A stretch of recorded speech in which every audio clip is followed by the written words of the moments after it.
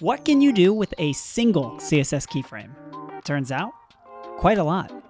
With one fundamental understanding of the way CSS keyframes work, you can easily create animations that not only look great, but enforce a real emotion or interactive feedback. With one keyframe set at 50%, you can tell CSS to animate from an initial property to the value at 50%, and then back to the initial property again. The cool thing about a 50% animation is you say, go somewhere, and you don't have to say where to go back. This idea unlocks a whole realm of possibilities with just a single keyframe. We're going to show you 9 different single keyframe techniques and dive into what they're useful for and how they work to begin with. Let's get started. So Adam, I spent the other night, instead of sleeping, which I should have been doing, I didn't sleep. Instead, this is a very true story. I was just like, you know what? I want to know how simple can I make a animation with CSS? Because for the longest time, I've always thought that animations are really difficult, and not because the code is difficult. Don't get me wrong. When you get into other things, it can be very wild and crazy. But the thing that I have always found difficult about animations are that I'm not an animator. I have no ideas behind, like, animation to me has always seemed wild. You know, when you see people do through the flip books, like I couldn't even do that. So the thought that I have to, apply that into the web world to me is a little nuts. So I thought to myself, let's break this down. Let's make this really easy. I'm going to challenge myself to do one single keyframe. And from this one keyframe, how much can I do? And I have done this in the past. I sent out a tweet about the Vite logo blur and I had it like pulsing in and out, and everyone was like, "Whoa, it's so crazy! How'd you do that?" And I was like, "One keyframe." And so I found, like, you know what? This is there's actually a lot of power here. So in today's episode, I want to cover a bunch of tips about what we can do with one keyframe, and specifically one keyframe at 50%. And Adam, you want to break down to us why a keyframe at 50% is important or is just useful? Yeah, I use this one all the time for infinite animations, especially. So if you want to ping pong an animation where it goes somewhere and comes back and goes somewhere and comes back, the cool thing about a 50% animation is you say, go somewhere, and you don't have to say where to go back. That's what 0 and 100% are going to be naturally. So it's going to rest back at the whatever styles it has and just the normal flow.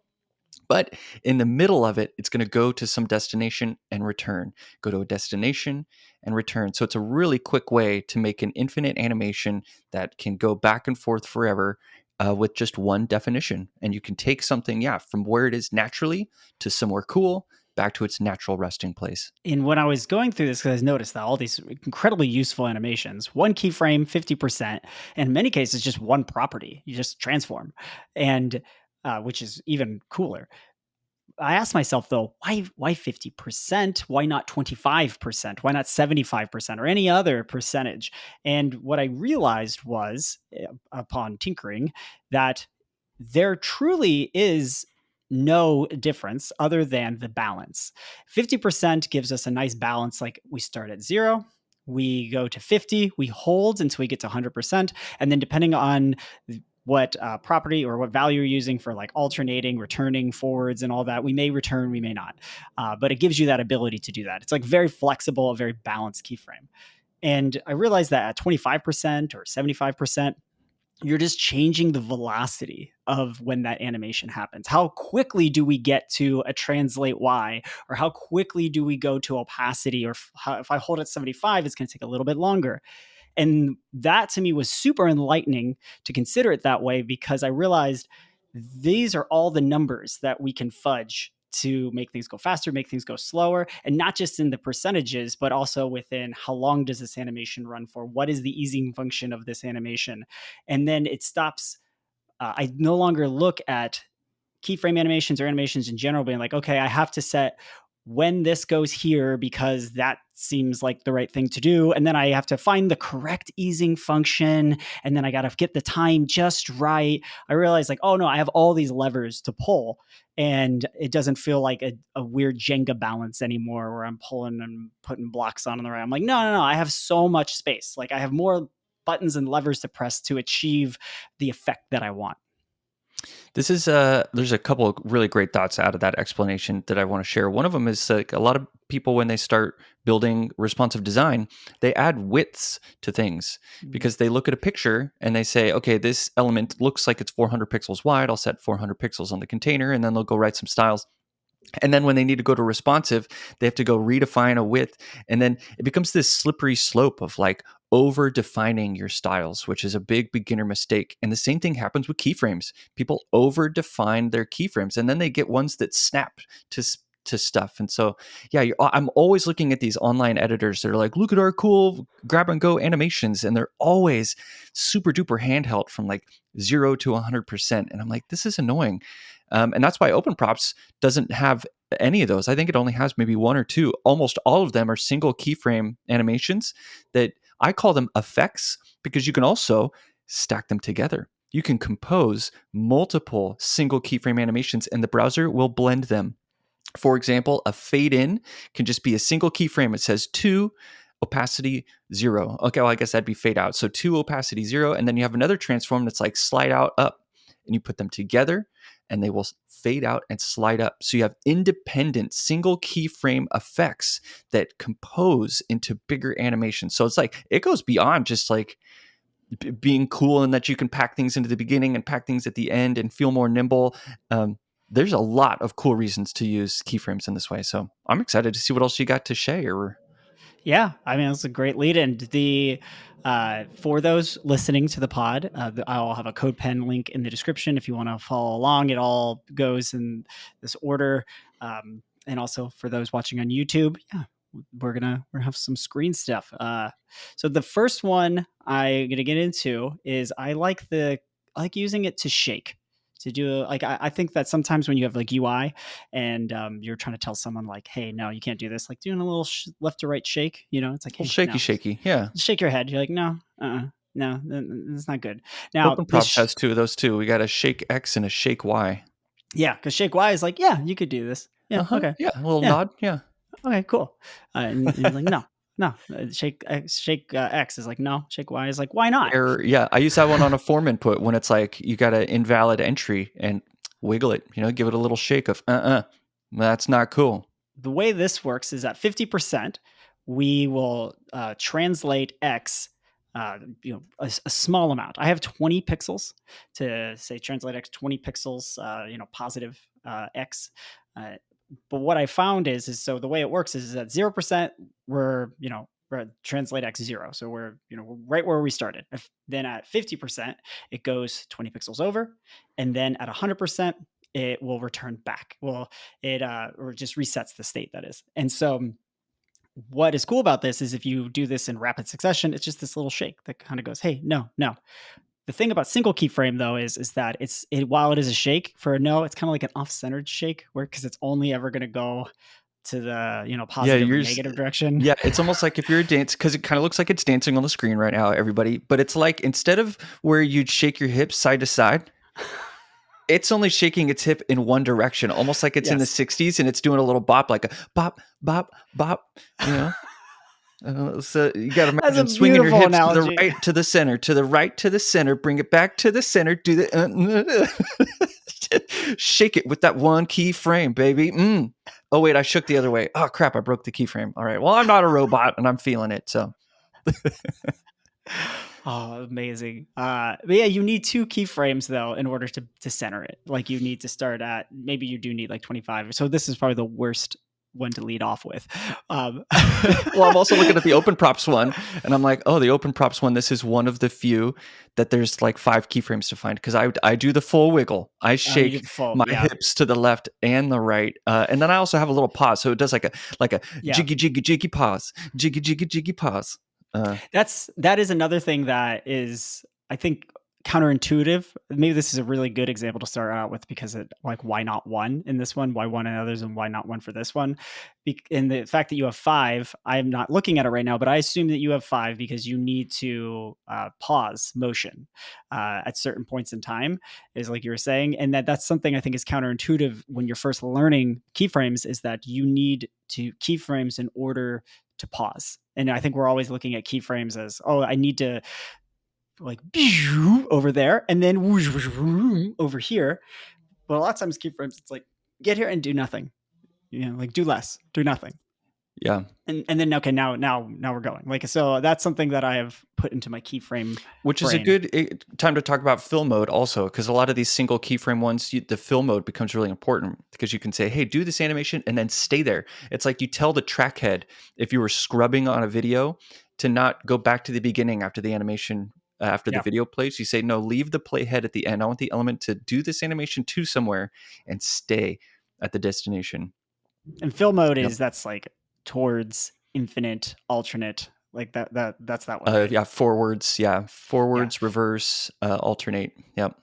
This is why it's great having you on the pod, because most people, at least I imagine this how I am writing CSS, is that you're like, so in especially one like animation where like that values, there's so many parts to animation, and I'm like, well, there's the seconds one, and then there's the one where you name it, and then there's the one with the function, the easing function, and then there's the one where you kind of tell it what to do, and yeah, that's those are what they're called. And you're like, I work in the spec, I know exactly, that's the film mode, that's this one, and that's that one, and I'm like, oh, they have names, that makes I've sense. just been schooled so many times, dude, where I'm talking to Chromium engineers. I'm like, look at my animation. They're like, you could have done this one simple little thing, fool. And I'm like, dang, that's smart. I'm going to go look smart online now and share that as a tip. Circle life. Yeah, so with this though, so we go left to right. First, mine goes right 20 pixels and back, which I think if you do it quick enough, it's actually very difficult to tell that it's off-centered, unless you're a Yeah, designer. I actually Then you can didn't tell. really notice until you were describing it. And I'm like, oh, look, it is. It's just doing the one, the hip bop from the 60s. It's just, yeah, it's Yeah, cool. it's it. And so that one, I like that one. It's a 50%. But moving on to our next one, which is Pulse.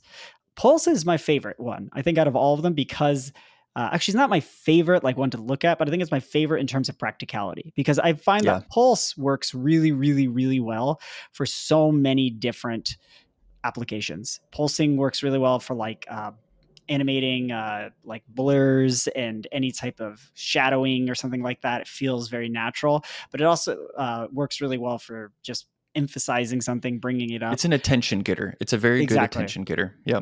And at a certain level of animation, its timing or the cadence of it, it changes its intention. So a lot of animations are like, oh, that shows speed, that shows that it's chill. Like Pulse does both. It can be like, if you have a high pulse, it's like boom boom boom boom boom, like a heartbeat. But if it's really Yeah. slow, it can feel like a wave, like a nice slow wave going through. Yeah. Like breathing. If you have the right Yes. easing, it can feel like, Yeah. Yeah. Oh, you could totally do that. right? And this I'm one gonna being pass out doing that. this one being a single keyframe, all it is it's a scale. It's a 50%, and I have mine scaling up to 1.5, and so it just kind of scales up, scales back, scales up, scales back. And yeah, it's just like you're saying, if we added more keyframes in here, we could do things such as, yeah, the and hold, and then release out really fast or something like that, or release out really slow if it's like a more of a meditation exercise. Yeah, and you just learned too, because you were watching one of the GUI challenges with split text effects, that you Yep. can change a keyframe, you can change the easing in a keyframe. And that's how I created those very calming breathing animations. Was there's an ease out on one of them and an ease in as it goes back, and it creates this very unique feeling. And that's nice. It's a cool Yeah. trick also. Yeah, because that one is terse and easy and hard to understand at the same time, because you are because that one, the way it works is, I don't have it next to me, but maybe on the screen I'll pull it up next to me. The way that one works is that you're changing the easing on each one of the easing function at different times of the breath, that is, or at a different keyframe. So it comes in at one easing function and comes out at another easing function. Yeah. And from what I can remember too, is that because each split text, by splitting the text, what we mean is take one p tag of text and chop it up into single characters that are spans. Let's So chop up David. let's chop up David. David. I can spell my name. Yay. Oh, I thought we were going to do arms and legs. Okay, never mind. So we go from one p tag to David 5. So, and then each one of those all corresponds to an index. So a indexual. That is not a word. I like it though. I'm going with it. Indexual number and Actual. indexual Sounds indice. fancy. Someone in the comments, please let me know what word I'm looking for that I can't find right now. We were looking for the indexed. I'm not letting this go, am I? All right. So the where each letter gets an index, and from there you can apply an animation based upon each one of the indexes, because that's what you did. You like had this sort I of like staggered. Yeah. staggered, yeah, exactly, which is something that is very cool to see in CSS, because that's something I would feel like, oh, I got to do that with like GSAP or something like that, GreenSock, because like that's where staggered animations are very difficult to comprehend. And so you do that in a very small and terse way, which was very cool to see. Because because you use the same animation but with different index numbers, correct? Like that's Different how it works. delay. Yeah. So it's Different like delay. Yeah, everybody does a breathe animation, and based on your index in the thing, you get a delay times like 50 milliseconds or something. So each of them right. can be staggered in a custom way. And the index value is set with a custom property on each. So each span gets a custom property value set. So CSS can then say, oh, wait, all right, use this, but instead of some fixed value, look at its index, which is also an amazing use of custom properties. That's where it's like, oh, CSS is not a programming language, right? I'm just dynamically replacing values on a same function. Seriously, it's exactly like a function taking parameters, and each node gets its own instance. Yep. Absolutely. Yeah, there's scope, there's parameters. Like absolutely. That's looking at that, I was like, what? And I was Have like, you oh wait, seen it's a the function. sibling index and sibling count proposals that I made to No. CSS? Oh man, okay, so it's annoying unless you're in a templating engine to add those indexes onto the elements. So like if you're in vanilla HTML, you have to hand write them. So you have to say style equals dash dash I colon one. Then you go to the next element, you're like dash dash I two. You're like, this is ridiculous because it's the nth child number. Like I can select based on the nth child. Why can't I get access to that number? It so clearly knows what it is. And so that's the proposal, is a function that you can call called sibling dash index, which will return the number of your nth child value, so that you could get rid of all those inline custom properties and replace them in your duration. And you'd say duration would be like 50 milliseconds times sibling index. And so you'd get the That exact same effect without the noise in your markup. that is so incredibly helpful, because yes, when you have like a whole like ULLI, the browser knows which li it is when, and it's so that's information that's there and it's completely true. And then from there you can do some sort of calculation or just any information based upon its index, because there are countless amounts of times where that's important, whether it's creating in lists, in split text, in carousels, all that type of stuff. Knowing which number you are is greatly changes the like what you will do at that point. Yep. The Especially, the other special thing to note is sibling count, which is like asking your parent how many other siblings are there. So that way you know the totality and you know your own position, and that gives you enough information to move forward. You can also do a lot of this with has. It's just again annoying. You have to like yeah, select the nth child one and then set a custom property. So you can do it all in CSS and not the HTML. But anyway, yeah, this proposal did get accepted, and it's in the specs now. And I think a Chromium engineer is going to work on it this year, and we'll get these two functions. It got a lot of good support from Firefox, saying it was pretty easy to implement. So yeah. I mean, I don't work on the browser spec, but this is one of those ones on paper where you're like, well, we have the information. This is a additive like function. yeah, it's Uh, cached information apparently. Like they cache the indexes, so it's like, oh, you just want yeah. access to the cache file. Oh, okay. Wow. Okay. Yeah. Sign me Anyway, up. sorry, I derailed you on the. We were in the middle of you can change the easing in the middle of a Yeah. keyframe, and staggering with custom properties is super dope. Yep. Yeah. That is yeah. So with the pulse one, you 50% translate in and out. Translate, so 50% you whatever translate value you provide for, or sorry, for scaling, that is, it will not translate scale, it will scale up, or even oh, I just realized I missed one. For pulse it goes up, but you can do shrink as well. You can do less than 1 for the So that's what scaling. OpenProps does. OpenProps Yeah. scales to 0.9 and you scale to Yes. 1.5. And so it's 5. funny, we both Yes. have pulse animations, but one goes away from you pulsing and one comes towards Right. you. Yeah, pulse that you would think pulse you would think would go more up. This is more of an elevated one because it goes up and back. Whereas shrink, yes, would go back and then to normal to base.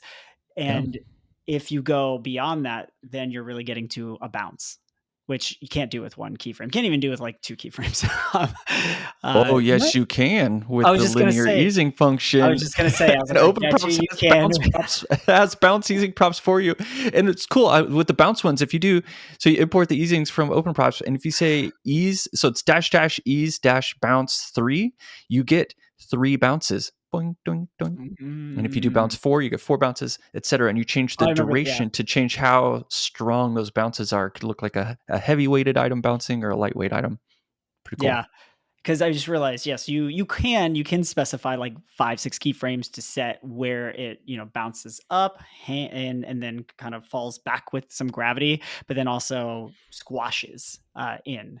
Uh, that is, yeah, the squash aspect is incredibly important in a bounce animation because that's like the whole what is the 12 principles of animations that from the old school Yep. Disney book, which I for the longest time have been wanting to write a blog post that's like this is how you do each one of these principles in CSS. I'm sure it exists out there, but I don't want to know if it does because I want to write it.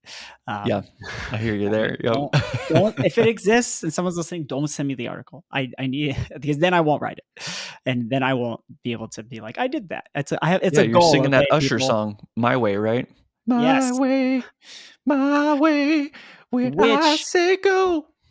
Anyway. that song isn't that song like it's that song itself is derived from Frank Sinatra, which is a written song My Way. Not Oh. the it's not the same, like, I don't think he completely now you can tell me this if we have any Usher fans or Sinatra fans in the that there is, it's based off because he had I believe it's there. I'm about to get way deep I'm into hearing it. Usher I'm right hearing now. it now that you say that. I'm like, whoa, yeah, I know the song you're referencing from Sinatra, and I know this Usher one. I'd never It's the put them together. fedora in the music video too, and he does the dance and all. I'm pretty sure it's very Oh Sinatra man, he based. was so cool when he did that dance with his Oh, like yeah. big shoes, just like little steps, but they were all like fresh and he's on his tippy toe and just moonwalking in the rain. That was This this is why people come to the pod. You come for the CSS, stay for the Usher analysis.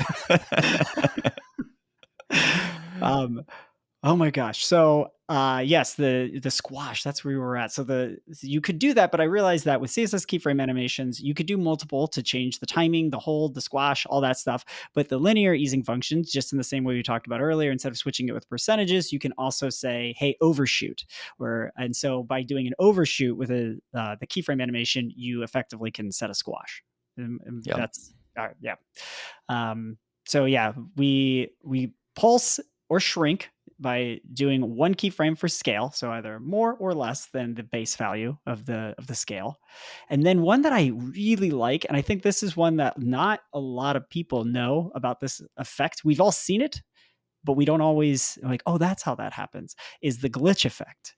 So with the glitch Yes, I effect, liked your yeah, glitch. It was minimal and yeah. effective, and it kind of made me upset because I've done glitch effects, and I was like, did I do it the hard way? Like, this is cool. I just and I would like to say that this was one of those things where you say, I'm going to set this value and see what happens. And you're like, oh, that made a glitch. Okay, sounds great. Like, I didn't know that was going to happen. I wondered at a certain time, like, oh, what would that look like? And so effectively the way this one works is it's a 50% keyframe and does a transform of skew 180 degrees. And so that effectively kind of like does this uh, squash to the side, like double fold squash. It's kind of hard to realize, but what it does is it kind of flickers the whole image out flat. And when you do it really quick, it looks like it glitches out. And if we did it very slow, you would just sort of see it kind of go like, whoa, like here, let me change. Yeah, almost like a plane in 3D that's like being rotated towards you, and all of a sudden you can't see it because it's thin. Um, Yes. Yeah, like if I go to the apply for glitch, I have it for 600 milliseconds, but let me change it to 6,000 milliseconds. And now going to it. Yeah, it's still, even at 6,000 milliseconds or 6 seconds, it still looks very glitchy. It kind of just goes like whoom, but you can see how it kind of flattens and turns. And if you do that very quickly, it glitches out. And there's so many more additive properties you can put onto there to make it feel more like I just staticky made or it 6 milliseconds, and it okay. looks amazing. Okay, all right. I Let's am blown away at how cool and freaky deaky that looks, man. Oh, you are so right. That looks like What? some 1950s like It's a hardcore cyber effect, dude. yeah. Oh my gosh. Whoa. That's a CSS trick right there, dude. That is a That needs to get CSS trick. isolated. You need to code pen that and be like, "Look what I did." And everyone's gonna be like, "Oh my god. Dude, this is very cool. Holy I crap." made a CSS trick. Oh my god, what a moment. Uh, Wow. That it is is, so right? cool. Well, technically you And made it's it. so fast. I think the glitching is because it's so fast, the frame rate can't keep up. So it just is, there's randomness in the loss. And Oh yeah. And oh, it's so cool. it's readable on the button It's through somehow still readable. Yeah. It's like the text is persisting through the visual flicker, but oh, dude, this is so cool. That would make a awesome hover effect. Like, you just hover over that, and I bet you if you add Super some cool. there's some static effects, some noise that you could probably add in there, or, some, like, blurring on, like, a gradient or something like that. Well, not on the gradient, but on like a filter blur, or you could combine it with like an after blur, like a pseudo element after or before in this case, and kind of put some absolutely position div before it to kind of have it go like So like that's more like the one I made where I use clip path okay. and I generate a very jaggedy, messed up clip path and then just apply Mhm. it through a bunch of keyframes. So it like switches between all these like broken, fragmenty masks, and you animate it really fast and it looks like a glitch. And I think I do a skew on it. So I do a skew and some noise with some Sharpie Yeah. clip. Yeah. Yeah, that's like that's the expensive one, that's you know, it's from That's the the one I south of needed a France. generator. Yeah, that one's really good. Mine is like the bargain basement one where it's like it's not champagne, it's just sparkling keyframes, but it does the trick. um, yeah, that is awesome. I'm gonna keep it at 6 milliseconds. It is much better, and It looks awesome. it's oddly not annoying to look at. Like, It's not annoying. Yeah, yeah. I would assume 6 milliseconds would be like nausea inducing or something, but this is like strangely harmonious and interesting. Yes. So the next one Brilliant. is the hover flip, as some people call it. And this one's a little complicated to understand because it involves perspective.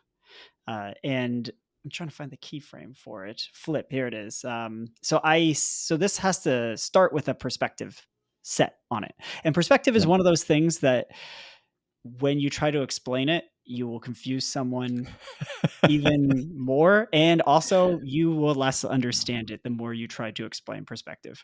Like, that's how I feel about perspective. I'm like, okay, so there's like you can like so it's like imagine you're looking at it differently, and then you just change the value of how you're looking at it differently.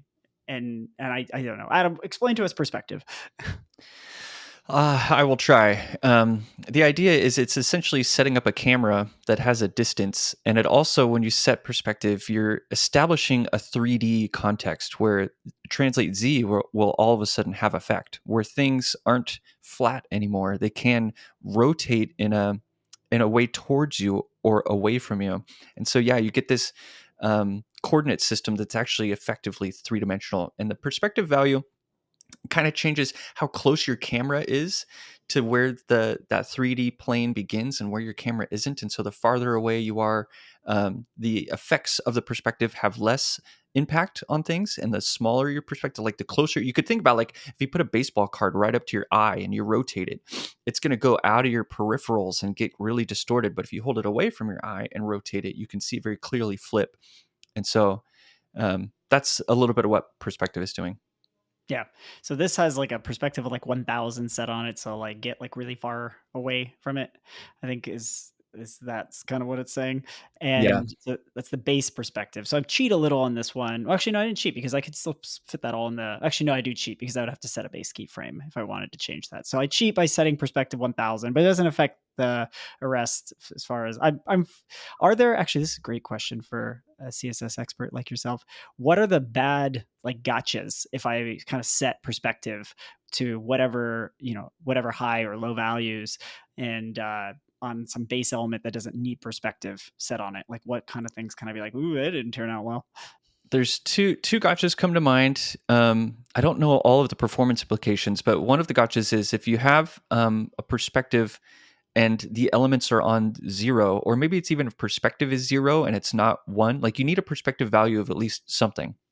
The browser has been taught over the years um, to ignore a value of 0 where it used to respect it, but apparently 0 didn't make sense and you have to have at least some perspective to get the effect. So that's like hook on number one. And the other change that happened over time was that you have to put preserve 3D, like the transform style preserve 3D on every element that's inside of the 3D space. And that's also new. It didn't used to be that way. So that's like another thing. People be like, why I put perspective on my container and I thought I had the camera and the viewport and this element. You got to trickle it all the way down. So people do a star selector now and they're just like everything inside of here preserve 3D. And so with this flip, it will you set the perspective 1000 pixels, and then at 100%, this is 100% one because I'm going to the end here to do the full flip. If I think we did 50, it would just kind of flip the card up like halfway through and then go back, so not get to the full flip. But at 100%, it will rotate it 180 degrees, kind of flip it over, and then the fill mode just keeps going back and forth, back and forth. And this is the common way that people do like CSS card flips. Yeah. And you used keyframe 100%. And I really like the keyword to, which is the same thing as 100%, as well as Good from, point. which is 0. And so, like in all the open props ones, you'll see that it's like, keyframes do this thing to some value. And I just Yeah, like that mental model where you're like, again, it's like a keyframe effect. You're like, if I apply this keyframe to something, I'm sending it to somewhere. I don't really care where it is now. I want it to go here when I give it this style. And it just reads nice, I think. absolutely. Yeah. I was still stuck in like percentage modes, and I totally agree. Just it reads like a real sentence. Like flip from this or flip to this makes way more sense. And then the next one, I like this one a lot. The fill, because it works really well for like very simple CSS loaders and stuff like that. And depending on how you do the keyframes, you can really do some cool stuff here. What I think is super interesting about this is that I was smart enough to do this without width. And that Nice. made me feel like I was like, okay, all right, David, you know, because Look the at me. key, I'm doing yeah, things. all right, I am a scholared, learned CSS uh, doctor. I don't know. I know some CSS. I understand some animation performance aspects here, and I worked within the constraints of them, rather than being like, you know what, I can. Because the key thing I'm getting here about keyframes or about any animations in CSS Ooh, nice pun. is that you can animate on many properties. However, the recommended properties are transform properties and opacity. And I don't know if there's any ones outside of that. So transform properties are a lot like scale, skew, all the ones that we've seen so far. Anything that can fit inside the transform property, which now have their own respective properties as well. But anything that can fit inside that can be animated without real performance, problems, and to an extent, and opacity as well. What else? Am I forgetting anything else, or those are the main ones? Those are the main ones for now. In Safari, they do have GPU accelerated clip path animations, which is super Oh, nice. that is nice because Um, I clip path animate things a lot, and I'm like, yeah, me oh. too. And Chrome has worked on it a couple times. Well, actually, that's not true. Chrome has an open issue to fix it, which was getting worked on by Microsoft for like 2 years, and then they quit. I think it was an intern project of someone there. Um, yeah, so it's currently unresolved, but a lot of work had been done to it. It actually was using Houdini in the background, so they would take they were implementing Houdini internally to power it, which was kind of cool. So it was off the main thread, clip path animations. I think they just had a hard time. I'm pretty sure. Actually, here's a tip. When you animate to a percentage in a transform, it's usually not GPU accelerated, Oh, which okay. is a gotcha, I think, because I almost always transform with a percentage. It's like one of its big Yes. values, right? It's like That's relative to the size of the element. It's exactly what you're talking about that's now. Like you only didn't what have to I'm mess with doing. width. Yeah. Yeah. And so it's annoying. And so it's like think about all the slide out menus that are sliding out from the side, 0 to 100%. Yeah, apparently those aren't GPU accelerated most of the time because it's not as deterministic as a pixel value.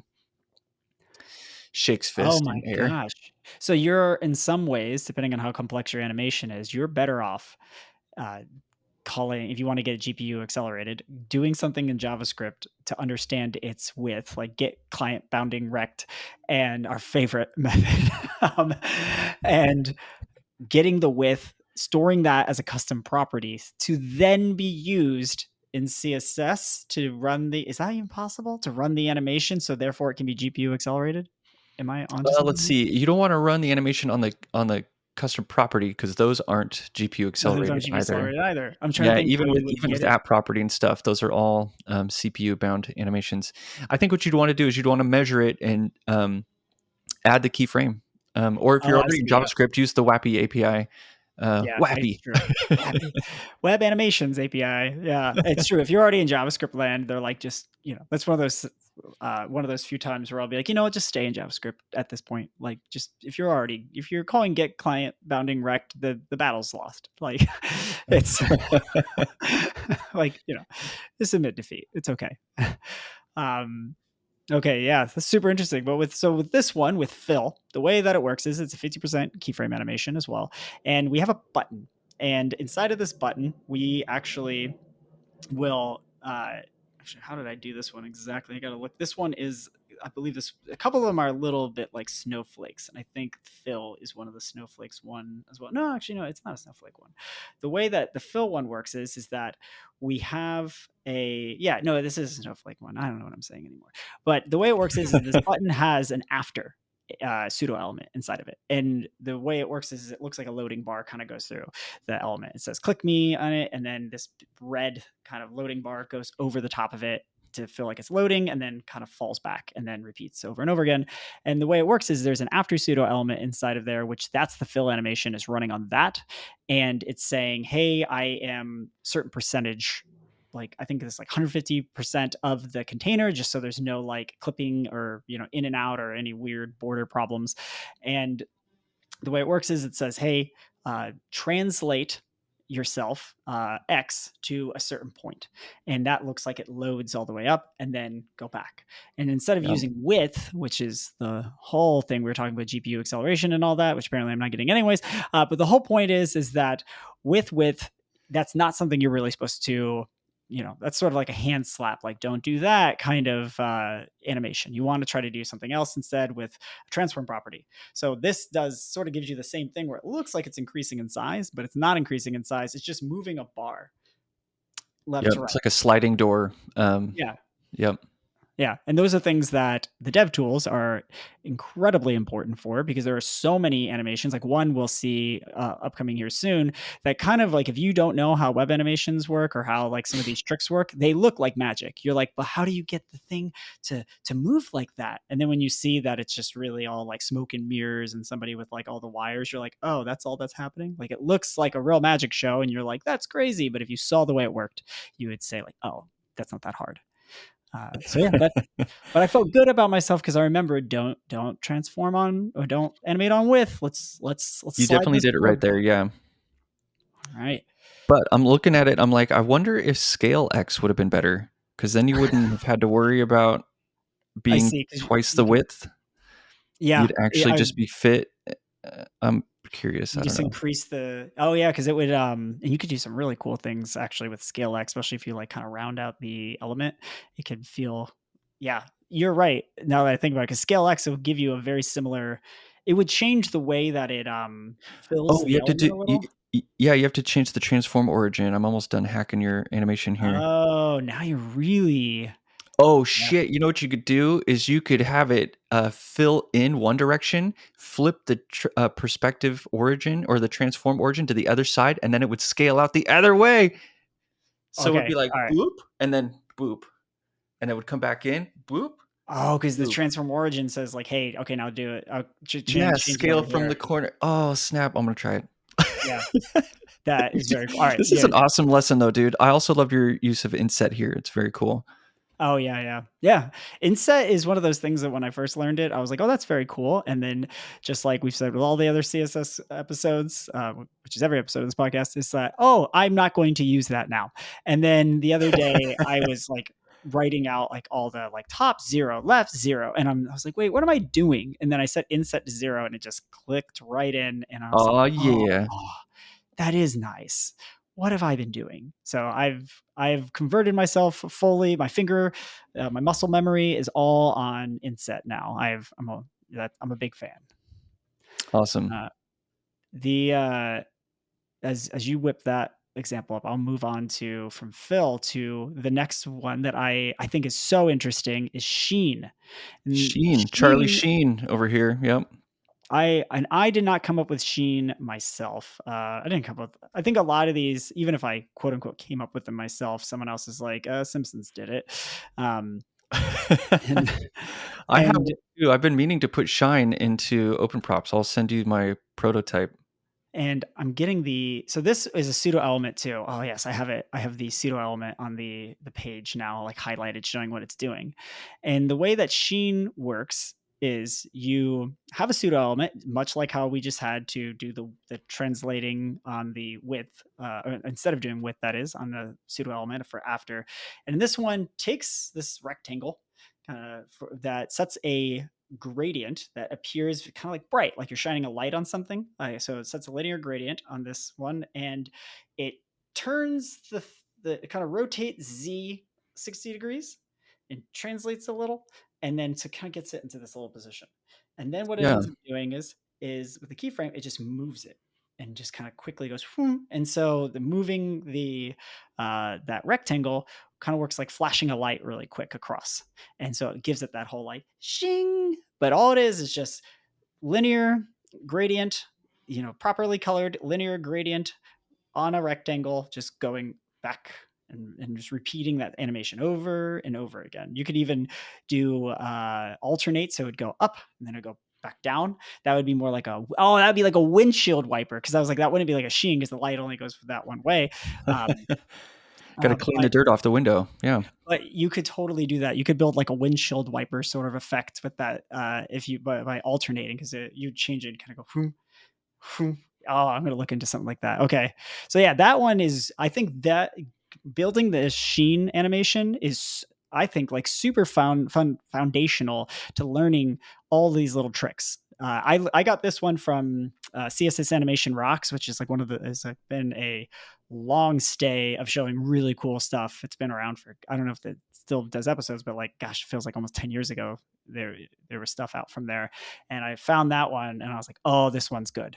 And one keyframe. Delightful. Mine is not one keyframe. Well, it is one Okay. keyframe. It's background position X, but I did a gradient sheen. So where I made like multiple stripes Mhm. that are kind of semi-transparent, and then I animate them across the element when you hover it. Okay. Because And it's kind of like, yeah, you think about a background image, it feels very fixed. But if you animate the background image, it's very much like having a pseudo element, except mine doesn't go over the text. So my shine is behind the text, yours is above it, which kind of means yours is probably better.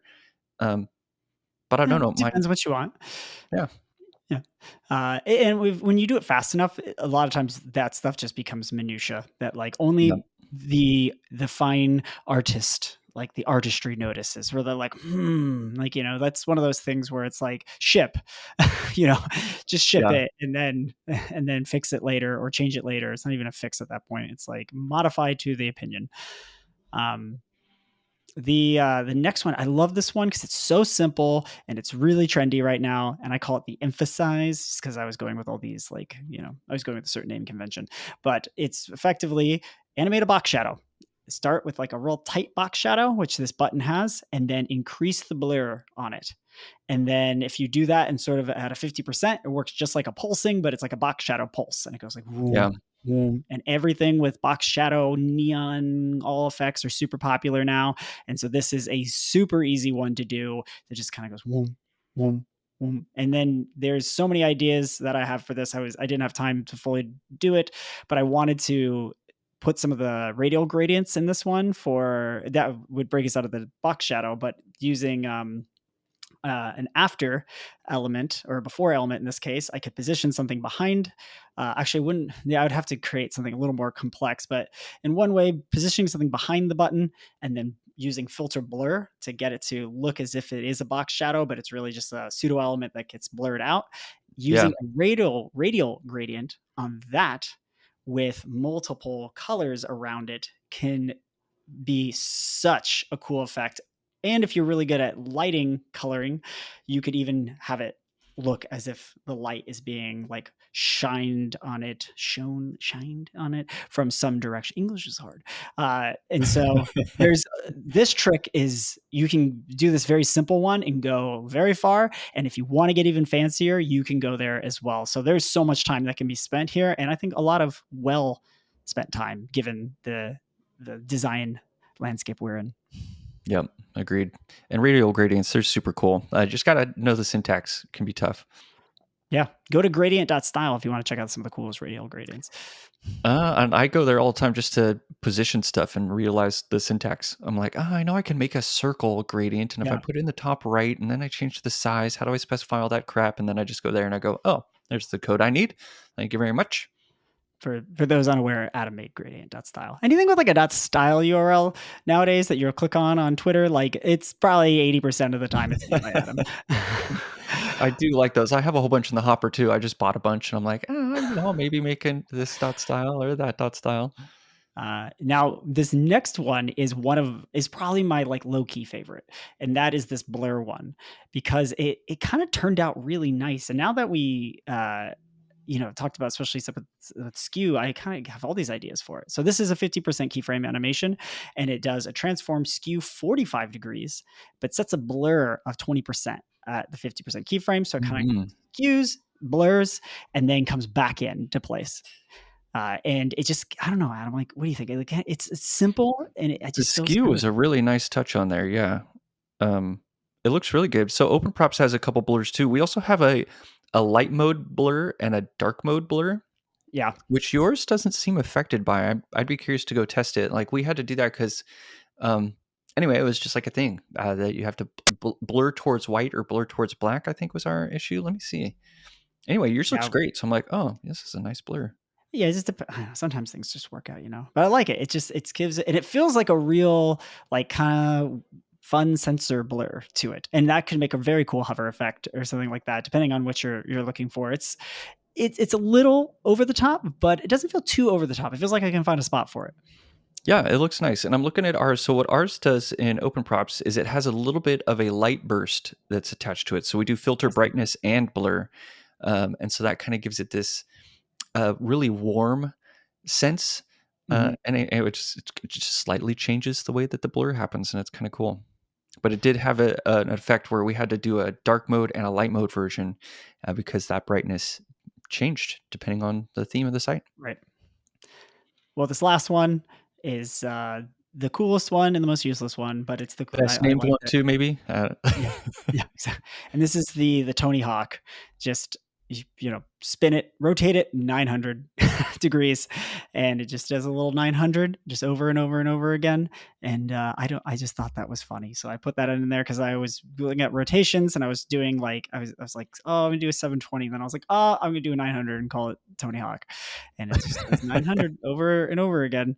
And yeah, that I don't know where I'd ever use that one on a button, especially, but I don't know. I just had to put it in there.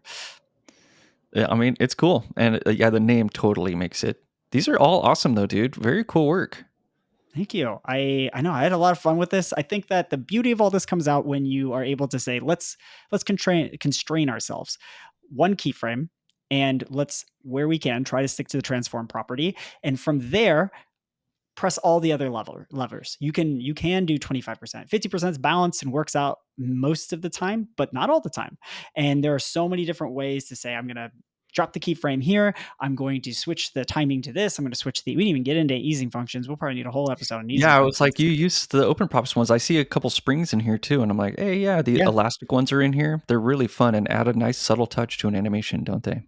Yeah, if you are looking at just building you want to challenge yourself to do some stuff with the keyframes, say, I'm going to pick one keyframe. I'm going to go out to open props, use the easing functions in there. There's a whole set. Just drop those custom properties in as your easing function and watch how they respond differently. It's super fun. Change the timings up on things. I had no idea how a lot of these were going to turn out. And I just put different values in and tweaked and tweaked and tweaked. And eventually I was like, that looks cool. And even when I thought I was done, when you switched the glitch one down to 6 milliseconds, we just found something even better. So the whole point of this exercise is that it kind of shows you how keyframing and how CSS animation works and how really the littlest bit of what you can do not only takes you so far, but it also takes your understanding of how this works so far. It makes you proficient enough. Like, I feel like if someone was like, pop quiz, CSS keyframes, I feel like I'd be like, okay, we ain't gonna bomb this one. We're gonna be good. I'm gonna C plus at least. All right, let's go. Mic drop though, dude.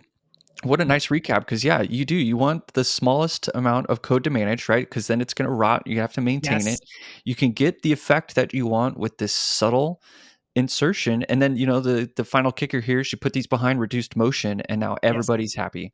And just two little mentalities, which is only apply it if they want it, and be as subtle and minimal with your code as possible to get the effect, and boom, everybody wins. Very cool, man. These are so rad.